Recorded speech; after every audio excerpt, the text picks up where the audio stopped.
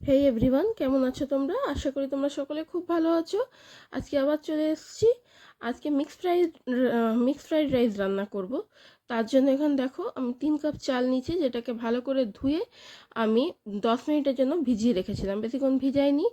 আর তারপরে তোমরা দেখলে আমি ভাতটা তৈরি করে নিয়েছি, তারপরে তোমাদের দেখালাম কতটা আমি তৈরি করেছি।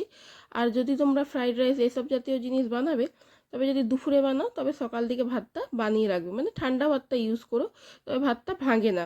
আর গরম গরম ভাতটা ইউজ করলে কি হয় না, যখন ভাতটা করার পরে সাথে সাথে তুমি এমনি ফ্রাইড রাইস বা কিছু এমনি জাতীয় জিনিসে মেশাবে, তখন ভাতটা ভেঙে যায়, লম্বা দানাটা আর পাওয়া যায় না। তো তাই জন্য তোমরা ঠান্ডা ভাতটা ইউজ করার চেষ্টা করবে। আগের থেকে ভাতটা আগের দিনের ভাত হলেও খুব ভালো হয়। আর দিয়ে তোমরা এখানে দেখলে আমি রিফাইন তেলের মধ্যে বোনলেস চিকেন ছোট ছোট করে কেটে রেখেছিলাম, সেটা দিয়েছি। দিয়ে আমি তার মধ্যে নুন আর গোলমরিচ গুঁড়ো দিয়েছি। আগের থেকে আমি মাখিয়ে রাখিনি, কিছুই না, উপর থেকে দিয়ে মাখিয়েছি। আর গ্যাসটাকে বাড়িয়ে একদম মানে সব থেকে যেটা তোমার হাইয়েস্ট ফ্লেম হবে সেই ফ্লেমে দিয়ে চিকেনটাকে ভাজবে। গ্যাস কমাবে না, তো প্রচুর জল বেরোবে। গ্যাসটাকে বাড়িয়ে জলটা, এই দেখো জলটা হওয়া পর্যন্ত রাখবে, যতক্ষণ না জলটা চিকেনের মানে মরছে, চিকেনের থেকে জল বেরোলে ততক্ষণ পর্যন্ত ওটাকে ভালো করে ভাজবে। খুব বেশি লাল করবে না, তো চিমোর টাইপের হয়ে যায়। দেখো আমি এখানে ভেজে নিয়েছি। আর তোমরা দেখলে আমি 3টে ডিমকে ফেটিয়ে রেখেছিলাম সাইড বাই সাইড, নুন আর গোলমরিচ গুঁড়ো দিয়ে। চিকেনটা উঠানোর পরে আমি ওই তেলে, যতটুকু তেল বেঁচেছে ওই তেলেই ডিমটাকে ভালো করে দেখো ভুর্জি মতন করে নিয়েছি। ডিম আর চিকেন আমার এখানে ভাজা হয়ে গেছে। তারপরে আমি এখানে আবার করে অল্প রিফাইন তেল নিয়েছি।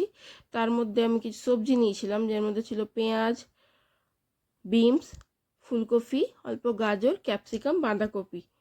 এইগুলো ছিল আমার সবজির মধ্যে। আমি প্রথমে পেঁয়াজ, তারপরে গাজর, ফুলকপি আর বিনসটাকে আগে দিয়েছি, দিয়ে ওটাকে আগে ভাজছি, কেন ওগুলো একটু শক্ত সবজি তো তাই জন্য।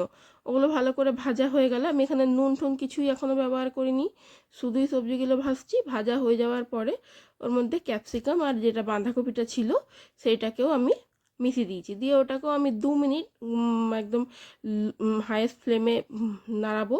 নাড়ানোর পর আমি দেখলে 1 চামচ এটা আদা রসুনের পেস্ট দিয়েছি।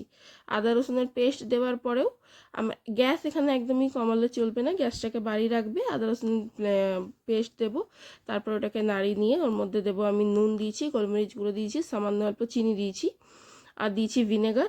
আর হ্যাঁ, এখানে অবশ্যই সয়া সস দিও, সয়া সস দিলেও টেস্ট বেশি ভালো হয়, আমি দিতে ভুলে গেছি। তারপরে ওগুলো সব একসঙ্গে মিক্স করে নিয়েছি। যদি সবজির থেকে তোমার জল বেরোয়, তবে ওই জলটা যতক্ষণ না শুকাবে ততক্ষণ অবধি গ্যাসটা বাড়িয়ে রাখবে। সবজিগুলো ভাজা হয়ে গেলে তারপরে ওর মধ্যে ডিম আর চিকেনটা মিশাবে। ডিম আর চিকেনকে মিশিয়ে ভালো করে তারপরে ওর মধ্যে ভাত তোমার যতটা ছিল সেটাকে মিশিয়ে হালকা হাতে নাড়িয়ে নাড়িয়ে মিশিয়ে দেবে।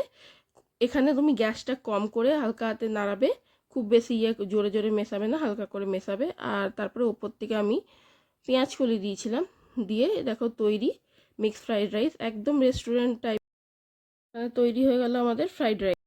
তো এইভাবেই তোমরাও বানিয়ে ফেলতে পারবে ঘরে restaurant style mix fried rice. যদি তোমাদের ভিডিওটা ভালো লেগে থাকে তো অতি অবশ্যই লাইক করবে, শেয়ার করবে, সাবস্ক্রাইব করতে ভুলো না, আমাকে কমেন্ট করে জানিও। আর বেশি বেশি করে শেয়ার করো আমার ভিডিওগুলো। আর তোমরা দেখলে আমি কত চটজলদি বানিয়ে ফেললাম, তোমরাও বানাও, টেস্টি হবে। আর তোমরা যদি বাড়িতে ট্রাই করো তো অতি অবশ্যই আমাকে জানাবে তোমাদেরটা কেমন হলো। আর কমেন্ট করতে ভুলবে না, শেয়ার করো, লাইক শেয়ার সাবস্ক্রাইব করো। তোমাদের একটা লাইক আমাকে খুব মোটিভেট করবে।